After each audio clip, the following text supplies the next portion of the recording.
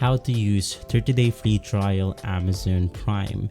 Hey guys, welcome back to our channel. In today's video, I will show you how you can go ahead and claim the Amazon Prime free trial. Now, the first thing that you want to do is to go ahead and open up your web browser.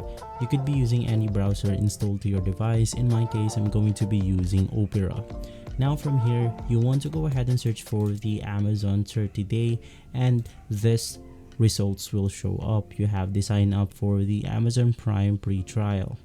Now just go ahead and click on it. And from here, to go ahead and proceed, you have to go ahead and follow this necessary informations to go ahead and claim your free trial. Now, to sign up with the Amazon Prime, just go ahead and navigate through the Amazon Prime website.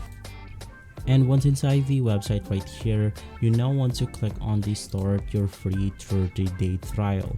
So just go ahead and continue by creating your account, and you actually need to go ahead and insert a credit card in order for this to work.